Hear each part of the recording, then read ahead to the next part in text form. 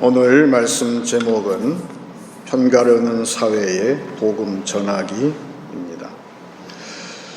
우리 아이들이 어릴 때 재미있게 읽었던 동화 가운데에 욕심의 일기라는 동화가 있었습니다. 거기 주인공은 뭐든지 자기 마음에 드는 거 있으면 다 이건 내 거야 그렇게 주장을 하면서 다른 사람 거를 빼앗는, 또 자기 손에 있는 것은 절대 놓아주지 않는 그런 아이였습니다. 그 아이가 만약에 나눈 것, 말하자면 예수님의 복음을 접하지 못하고 성장하게 되면 어떻게 될까? 어른이 돼가지고도 이건 내 거야 이렇게 이기주의로 나가지는 않고, 어른 되게 되면 그 표현이 좀 바뀌어서 이거는 내 거야 대신에 이건 다 우리 거야 그렇게 되는 것이죠. 그래서 지금 사회의 혼란스러운 현상을 볼 때에 다 큰 어른인데 나눌 줄 모르는 그런 욕심쟁이가 된다면 어떻게 될까? 복음을 보게 되면 로마서 2장 8절에 사도 바울은 당시의 상황에 대해서 이런 지적을 했습니다. 오직 당을 지어 진리를 따르지 아니하고 불의를 따르는 자에게는 진노와 분노로 하시리라. 여기 나오는 당을 짓는다는 뜻은 정치적인 사욕을 위해서, 욕심을 위해서 편을 나누어서 자기 편끼리는 나누고, 또한 자기들끼리 합의된 것은 진리라고 주장을 하지만 다른 사람의 의견은 전혀 들으려고 하지 않는 세대, 2000년 전에 사도 바울도 똑같이 우리처럼 그런 당을 짓는, 이 번역을 참 잘했죠. 요새도 정치적인 집단, 당이라고 하는데 요새 상대편 당의 말을 듣지를 않아요. 전혀 대화도 안 되고. 근데 2000년 전에 사도 바울도 그러한 사회에서 복음을 전했다는 것을 볼 때에 우리는 전혀 이상하지도 않고 실망할 이유도 없다는 것을 알게 됩니다.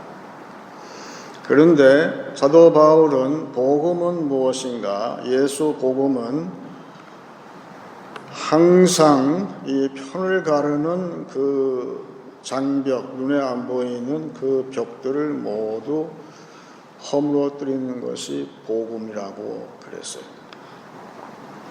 지금 이 땅에 만연되고 있는 집단 이기주의라든지 당을 지어서 우리 편끼리, 그래서 사람들이 전혀 진리에 대해서 반응하지 않을 때에 우리는, 교회는 이때야말로 예수 복음을 전할 절호의 찬스가 왔다는 것을 알게 됩니다. 그것은 복음을 접수하는 자마다 마음속에 있는 그 벽들이 다 무너져 내리는 것을 알게 될 것입니다. 그런데 요새는 세상만이 아니라 교회 신학 자체도 편 나누기에 열중을 낸다, 이런 증상을 발견하게 됩니다. 며칠 전에 미국의 그 뉴스, 폭스 뉴스에 이렇게 보다가 미국의 초대 대통령이 조지 워싱턴인데, 조지 워싱턴의 사진을, 얼굴을 흑인 얼굴로, 흑인이 군복을 입은 그런 모습으로 그려놨어요. 그걸 보면서 저는 이제 올 게 왔구나 그런 생각을 했습니다. 그것은 신학 가운데에서 예수는 흑인이다, Jesus is black 이라는 신학이 현대신학 사조 가운데에 등장을 함으로 말미암아서 그 뜻은 예수님이 진짜 흑인이라는 뜻이 아니라 예수는 우리 흑인의 편이다 그렇게 주장을 합니다. 또한 비슷한 신학으로서 모든 억압받는 여성은 전부 예수님이 우리 편이다 이렇게 주장을 하고, 남미, 북미 아래에 있는 남미에 못 사는 나라들, 경제적으로 억눌린 나라들 주장하기를 예수는 모든 경제적으로 불이익당하는 사람의 편이다 그렇게 주장을 하는 그런 신학이 있는데, 우리가 잘 보게 되면 세상 문제가 아니라 신학의 문제에서 나오는 그런 편가르기가 이 세상, 특별히 정치적인 그런 면에서 편나누게 하는 그러한 모습들을 불러일으키고 있다는 생각을 금할 수가 없습니다. 그런데 이런 식으로 예수는 우리 편이야, 예수는 내 편이야, 저도 어릴 때 그런 말을 많이 듣고 자랐는데,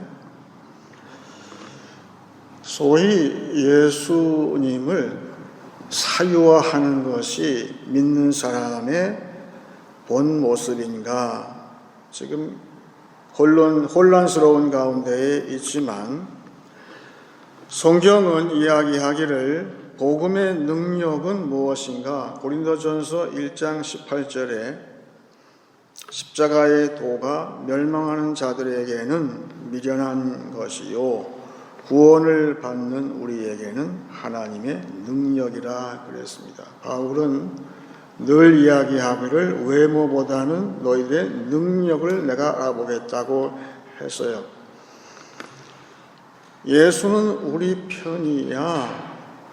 그래서 우리는 우리 흑인 편이야, 여자들 편이야, 또 경제적으로 약자의 편이야, 거기까지는 좋은데 그 다음에 저분들이 하는 주장을 보게 되면, 그러므로 예수는 우리 편이기 때문에 편을 갈라서 다르게 이야기하는 사람, 그 신학은 문제가 있지 않느냐라고 이의를 제기하는 사람하고 대화를 안 하려고 들어요. 그리고 예수는 우리 편이기 때문에, 우리가 옳기 때문에, 우리가 진리를 쥐고 있기 때문에, 우리가 지금 바라고 있는 이런 모든 이 이슈들은 그 목적을 달성하기 위해서 어떤 수단도 정당화한다는데 문제가 있어요. 그래서 상대방이 어떻게 비난을 할 때에는 오히려 즐거워한다는 거예요. 너희들이 흑인이 아니니까 그렇지, 너희가 여성이 아니니까 그렇지, 너희가 잘 사니까 그렇지, 그래서 너희들이 우리한테 하는 모든 비난은 우리는 신경 안 써. 그런 식으로 대화의 문을 닫는다는 데에 기독교인의 문제가 있는 것이죠. 그런데 사도 바울은 복음의 능력은 예수를 사유화하는 것이 아니라 십자가 너머에 있는 하나님이 예수를 통해서 나한테 주시는 의라고 그랬어요. 어떤 게 더 힘이 있나요? 편을 갈라서 우리 편끼리 그렇게 돌돌 뭉쳐서 진리를 주장하고 우리의 의를 주장하는데 그게 중에 힘이 있을까요? 아니면 내가 예수를 믿고 예수의 복음을 내가 접수하고 내가 다소 어려워도 이 어려움 가운데에서 그 십자가 너머에 예수님의 부활을 통해서 하나님께서 나의 의로움을 주시는 그 의로움이 능력이 되는, 믿는 자의 능력이 되는 것, 어느 쪽이 더 능력이 있을까요? 우리는 이걸 잘 알아야 되는 거예요. 우리의 능력은 예수를 통해서 내가 얻는 의에 있어요. 그거를 영어로 righteousness라고 그래요. 캐피탈 R을 쓰죠. 그것이 우리 믿는 자의 능력이 되는 것이죠. 그래서 평가하는 사회에 복음은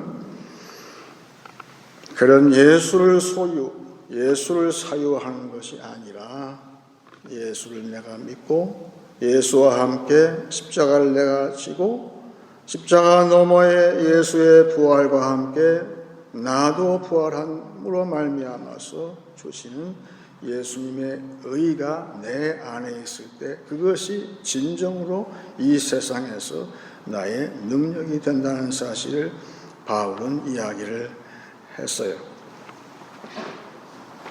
오랫동안 인간의 인체를 연구한 생리학자가 한 말을 들어보게 되면 인간의 세포 가운데에서 내가 다른 세포한테서 받기만 좋아하고 내가 다른 세포한테 주는 것을 거부할 때 그 세포를 이름하여서 암세포라고 그랬어요. 그러니까 남을 죽이는 거죠. 욕심이 내가 내 거야 라고 주장할 때에 결과적으로는 남을 죽이게 된다는 사실을 알게 되는 거예요. 나눌 줄을 모르기 때문에. 그런데 이 암세포처럼 편을 가른다는 것은 이기주의에서 나왔는데 그 특징은 남을 죽이고 남을 죽이는 사람의 특징은 쉽게 분노한다는 거예요. 오늘 본문에 나오는 열왕기하 6장, 7장에 오늘 나오는 왕이 있는데 이 왕은 그 유명한 아합 왕의 아들이에요. 우리가 아는 아합, 그리고 또 유명한 부인이 있죠. 이세벨. 이 커플이 어떤 짓을 했습니까? 욕심이 난다고 자기 왕궁 앞에 있는 포도원, 그게 탐나서 그것을 빼앗기 위해서 거짓말로 이 사람은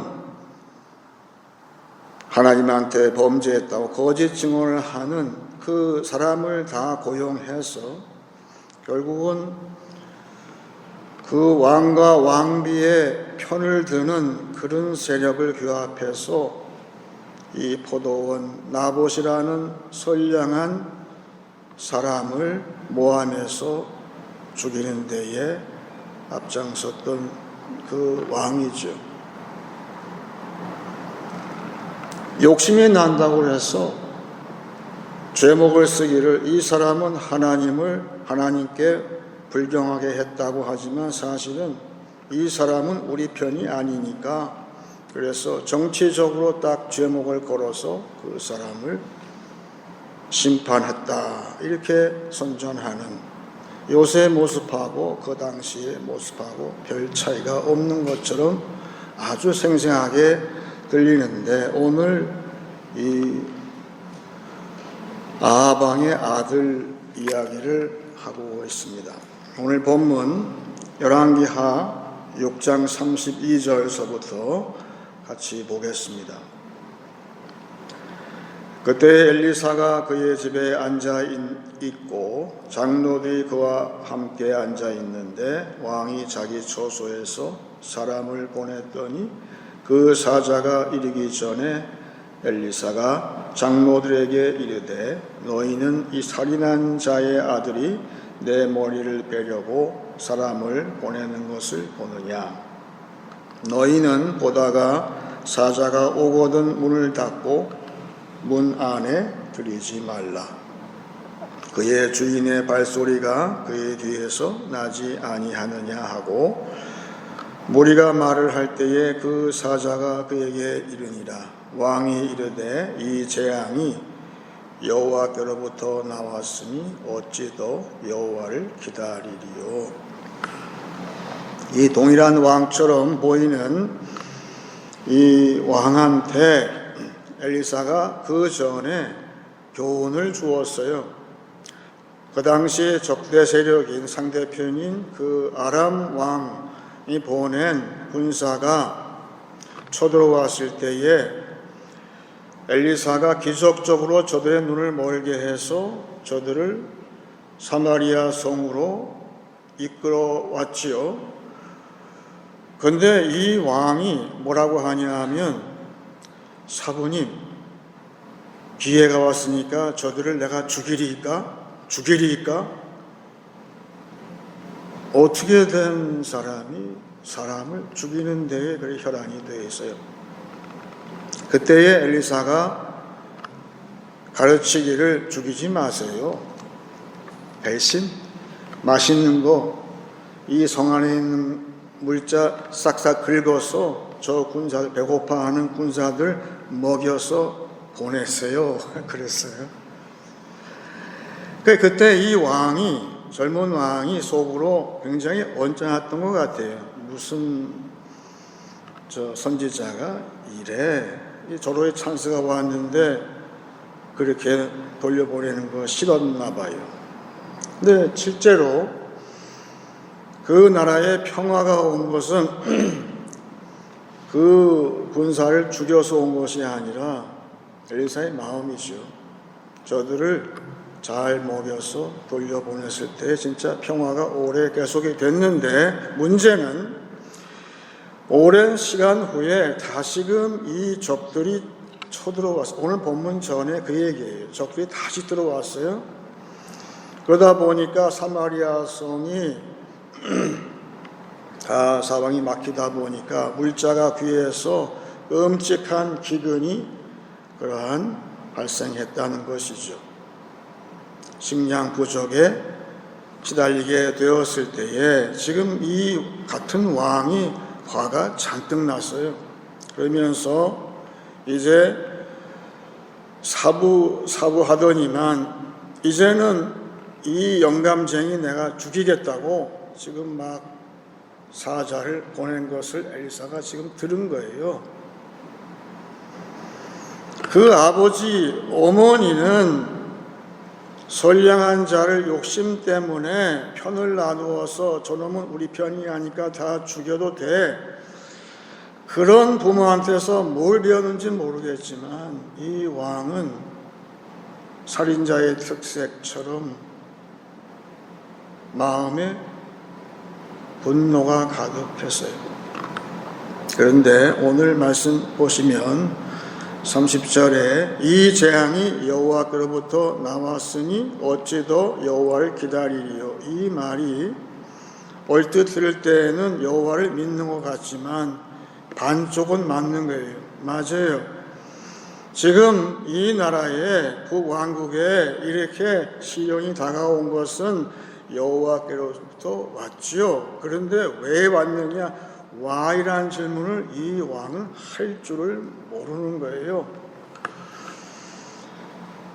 지금도 편을 나누어서 상대편은 다 죽이려고 하고 상대편의 말은 다 거부하고 분노가 마음에 가득하고 미워하는 마음이 잔뜩 있는 사람은 왜 나한테, 우리한테 이 세상에 이렇게 재앙이 왔는지에 대해서, 왜 왔는지에 대해서 따지려고 하려고 할 마음이 전혀 없어요.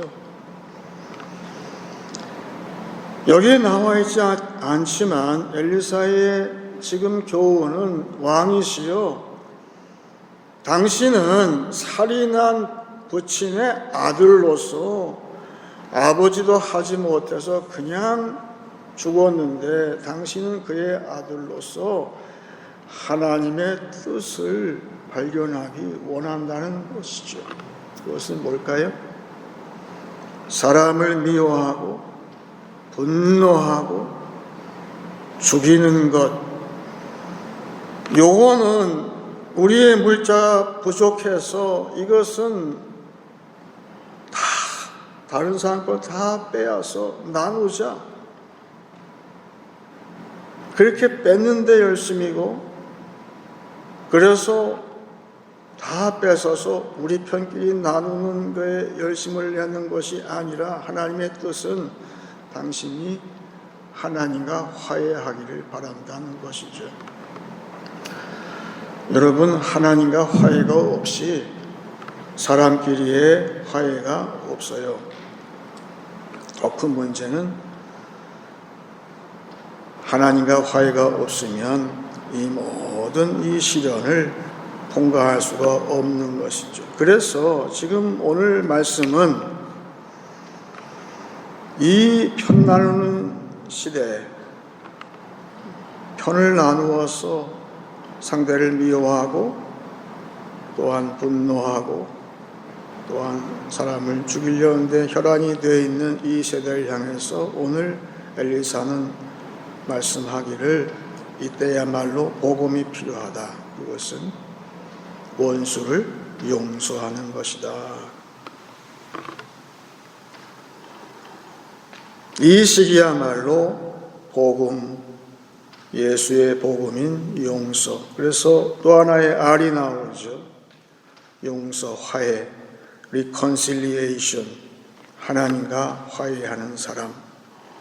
이 모든 재앙의 원인은 하나님과 화해하지 않아서 그래요.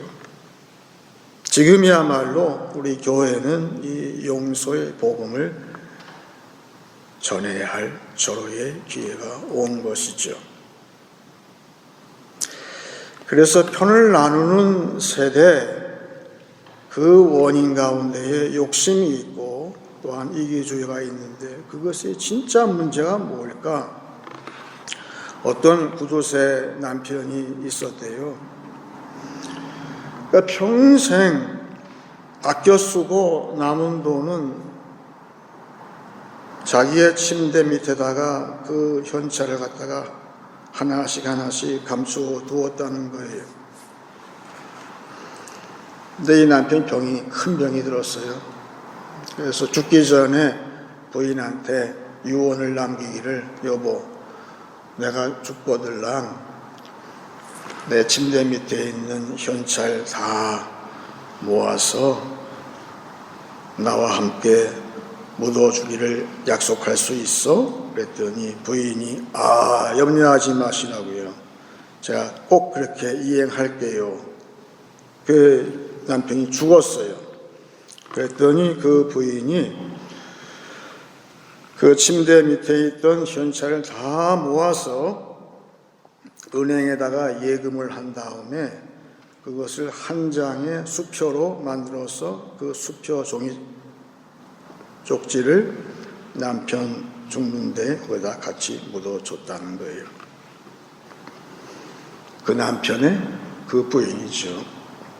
내 손에 쥐고 있는 것, 내가 눈으로 보는 것, 이게 다라고 생각하는 거예요. 그런데 우리 믿음의 조상 아브라함과 그 이삭이 보여준 것은 전혀 다른 믿음을 보여주고 있어요. 창세기 22장 7절로 8절입니다. 지금 이 상황은 아브라함이 모리아산으로 올라가면서 자기 자식을 제물로 바치라는 하나님의 명령 앞에 순종하기 위해서 걸어가고 있는 것이죠. 이삭이 그 아버지 아브라함에게 말하여 이르되 내 아버지여 하니 그가 이르되 내 아들아 내가 여기 있노라. 이삭이 이르되 불과 나무는 있거니와 번제할 어린 양은 어디 있나이까? 아브라함이 이르되 내 아들아 번제할 어린 양은 하나님이 자기를 위하여 친히 준비하시리라 하고 두 사람이 함께 나아가서. 제가 이 말씀을 다시 보면서 그때 상황을 한번 재현해 보았어요. 처음에 걸어갈 때에는 두 부자가 나란히 걸어간 게 아닌 것 같아요. 힘이 좋은 아들이 앞서갔든지 아니면 아버지가 이 칼을 들고 앞서갔든지 했던 것 같아요. 근데 도중에 이 아들 이삭이 질문을 해요. 아주 기가 막힌 질문을 하죠. 보니까 번제할 재물이 없는 거예요. 똘똘한 이삭이 볼 때에. 여러분, 근데 이 이삭의 이 질문은 보통 질문이 아니에요. 이 질문은 예수님이 십자가에 달리실 때에 하늘을 향해서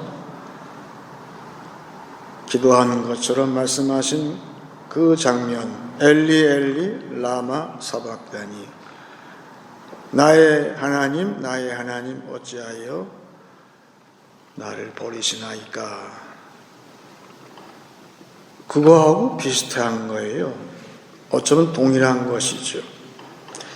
여러분, 우리 자식이 평상시에는 다른 말 하다가 혹은 자식이나 내 이웃에 가까운 사람이 보통 대화 말고 아주 심각한 질문을 할 때가 온다는 거예요. 그러면 그때는 바로 그 하나님이 예비하신 그 시간이 왔다는 것을 믿는 자는 직감을 해야 한다는 것이죠. 지금 이삭이 한 말이 올 게 온 거예요. 이제 약간 거리를 두고 걸어가다가 아비가 볼 때에 이 이야기를, 이 상황을 아들한테 어떻게 설명을 해야 할까 고민을 하고 있는데 아들이 먼저 이 질문을 할 때에 때가 왔구나 하고선 대답을 해주는 것이, 지금 아브라함의 이 대답이 우리 믿는 자가 심각한 질문을 할 때에 그 사람한테 해 주어야 할 답변의 샘플이라 보면 되는 것이죠. 내 아들아, 번제할 어린 양은 하나님이 자기를 위하여 친히 준비하시리라.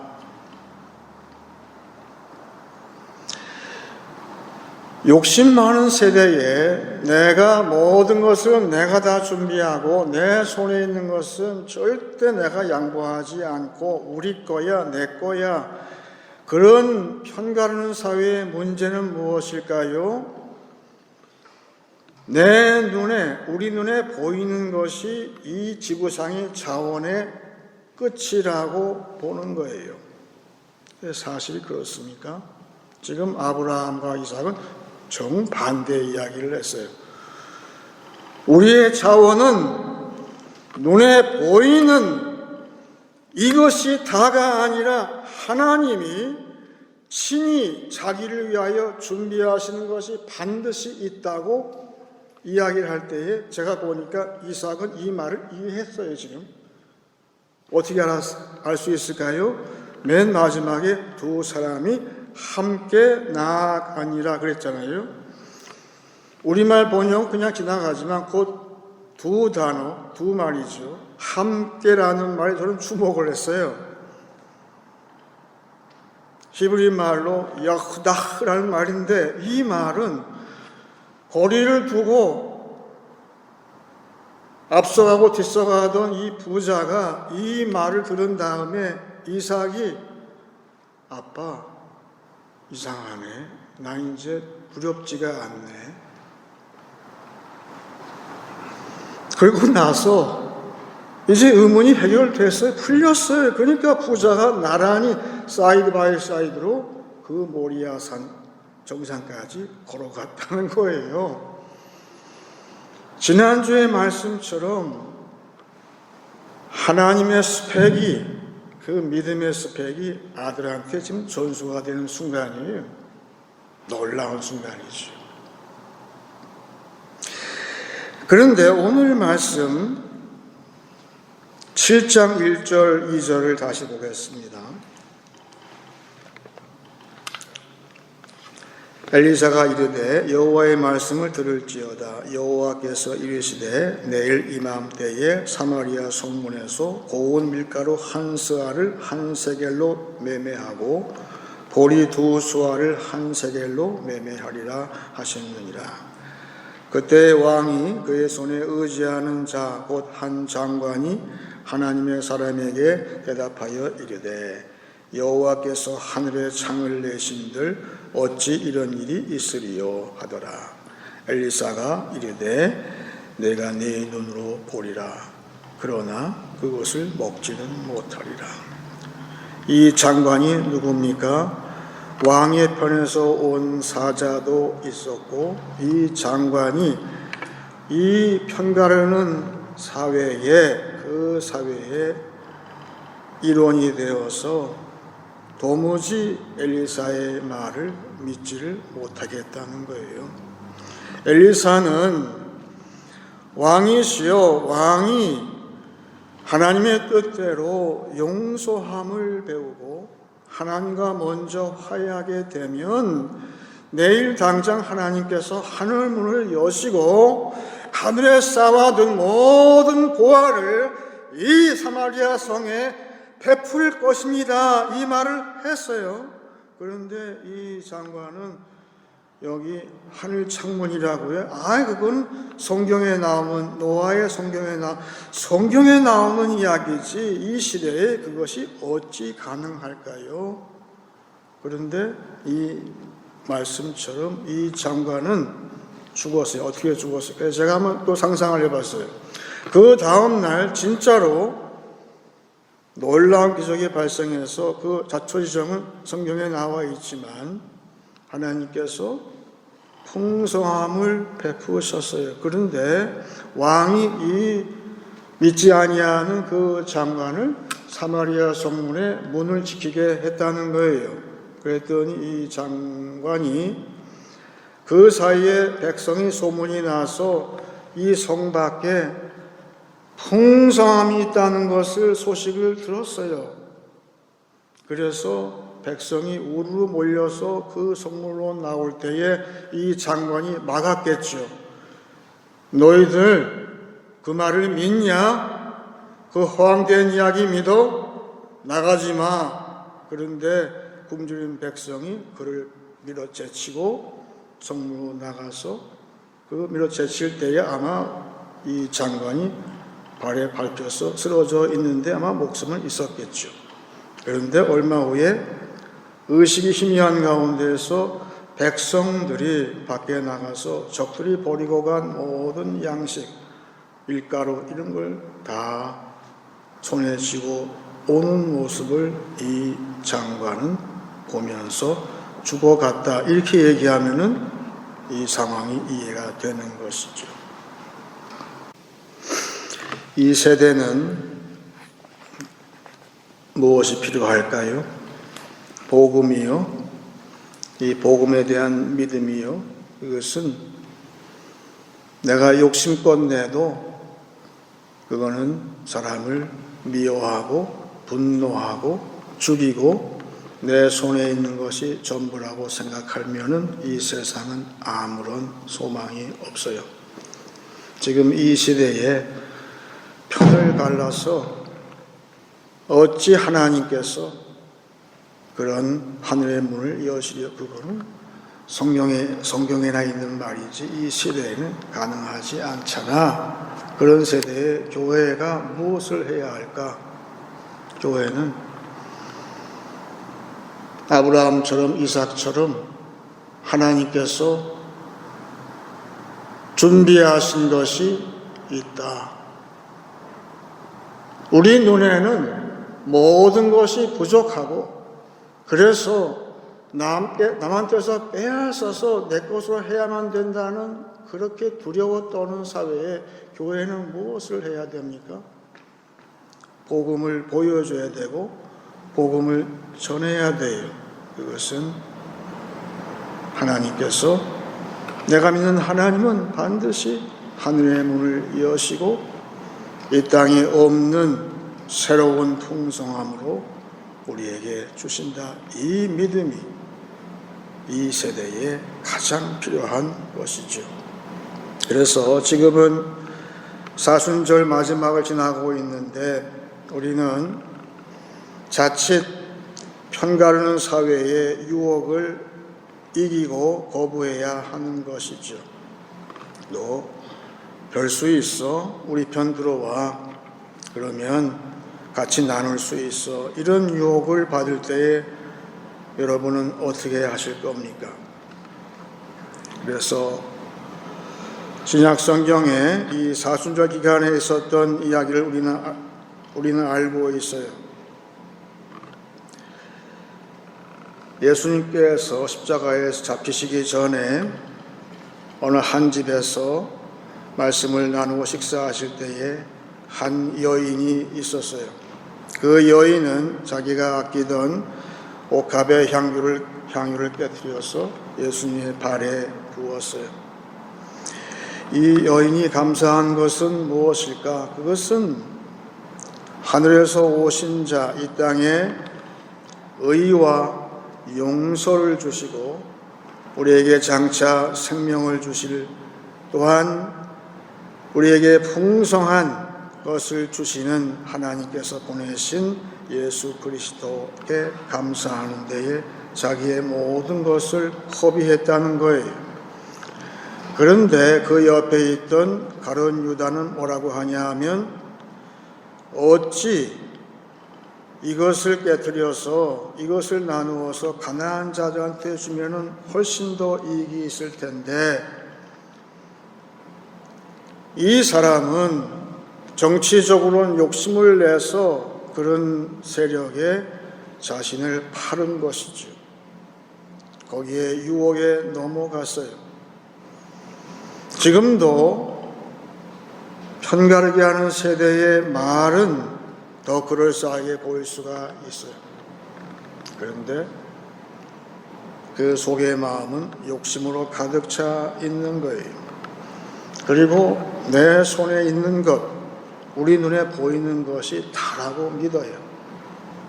그런데 이 여인은 그 요한복음에 나오는 그 장면 표현이 참 기가 막히죠.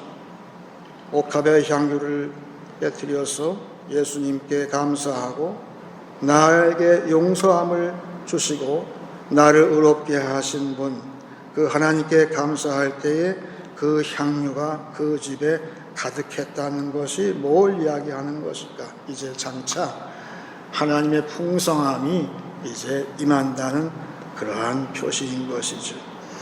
그래서 우리는 이 기간, 이 편가르는 세대에 복음을 전하기 위해서 헌신을 할 때에 우리가 그 믿음이 있을 때에 하나님께서는 소망 가운데 우리는 기다리면서 지금 우리가 할 일은 이제 곧 임할 풍성함, 생명과 풍성함이 있는 그날을 준비하면서 오늘 이 시간 우리 남자는 작업복을 준비할 것이고 여성들은 이제 행주치마를 준비를 하면서 이제 곧 있으면, 이제 하루가 있게 되면 하늘문을 여서서 풍성함을 우리에게 주실 그 하나님의 풍성함을, 이 땅에 없는, 눈에 보이지 않았지만 여호와 이레로 준비하신 그런 풍성함을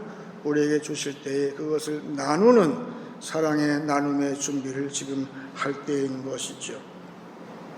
오늘 말씀 보게 되면 내일 이맘때에 하나님께서 고운 가루를 주신다 그랬어요. 이게 찾아보니까 이 고운 가루라는 뜻은 아브라함이 새 천사를 영접할 때에 급히 준비해서 이제 떡을 준비할 때 만든 그 재료인 것이죠. 여러분, 하나님께서 하늘문을 여셔서 풍성한 것을 이 땅에 주실 때에 그 목적이 뭘까요? 저는 한번 생각해 봤어요. 하나님께서 그를 통해서 소망 가운데에서 하나님의 풍성함을 고대하고 있는데 이 믿음을 주셨는데 그 믿음을 주신 이유가 뭘까? 아브라함처럼 이 풍성함 가운데에 최소한도 열의 하나를 드리는 그것이 교회의 모습이다. 그러니까 하나님의 풍성함하고 교회가 하나님께 감사하는 것은 연결되어 있는 거예요. 그래서 이 시대에 교회가 가장 준비할 것은 그 여인처럼 감사함이 있을 때, 교회가 감사함으로 충만할 때에 반드시 하나님의 풍성함은 내일 이맘때에 온다는 것이죠. 우리는 절대 이 시기에 사순절 지나면서 이 편을 갈라서 유혹하는 이 세력에 의연하게 대처하고 오히려 이 믿음, 모든 공급자의 공급자이신 하나님을 믿는 이 믿음을 꼭 붙잡을 수 있기를 원합니다. 이제 말씀을 정리하겠습니다. 편가르는 사회의 벽은 복음으로만 무너질 수 있습니다. 그 복음의 능력은 예수를 사유하는 것이 아니라 그의 의를 얻는 것입니다. 상대편에게 분노하는 세대를 향해 복음은 용서와 화해를 보여줄 것입니다. 하나님이 공급하신다는 믿음으로 교회가 무장할 수 있다면 두려워하는 세대에서 얼마든지 풍성함을 보게 될 것입니다. 용서와 의의 복음에 헌신하심으로 생명과 풍성함으로 평가하는 사회를 극복하시는 한 주간 되시길 축원합니다. 이제 찬송 272장 하겠습니다.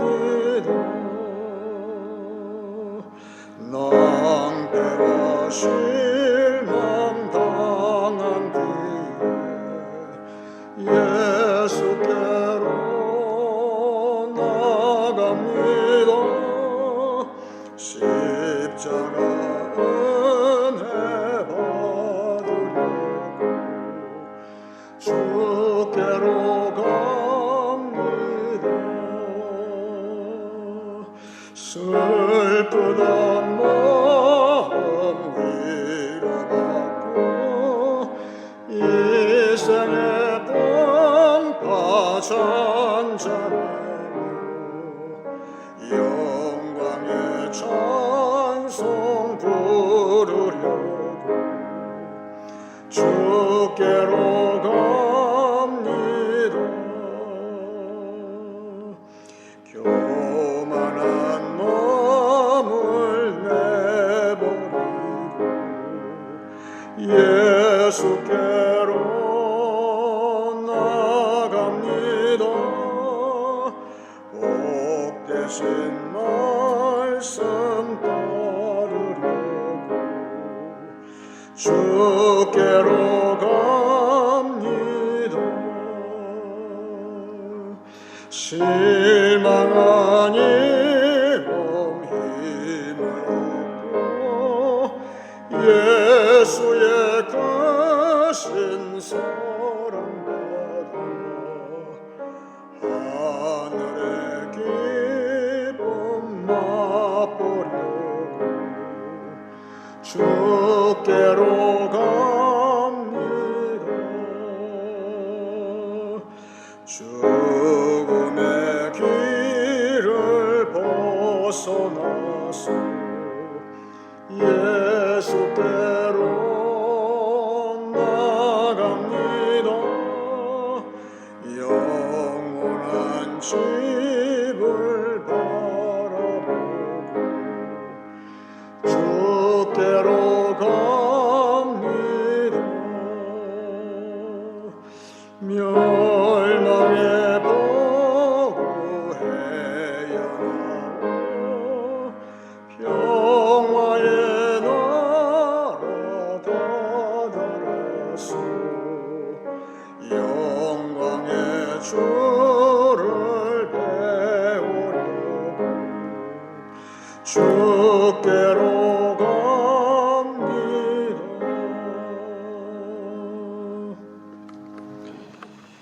이 찬송대로 낭패와 실망당한 뒤에 이 왕이 예수께로 용서의 복음, 용서와 또한 의를 주시는 생명을 주시는 여호와께로 나왔다면 얼마나 좋았을까 하는 마음을 가지면서 이제 기도할 때 제가 먼저 로마서 8장 사도 바울의 말씀을 읽고 같이 기도하기 원합니다. 자기 아들을 아끼지 아니하시고 우리 모든 사람을 위하여 내주신 이가 어찌 그 아들과 함께 모든 것을 우리에게 주시지 아니하겠느냐. 다 같이 기도하겠습니다.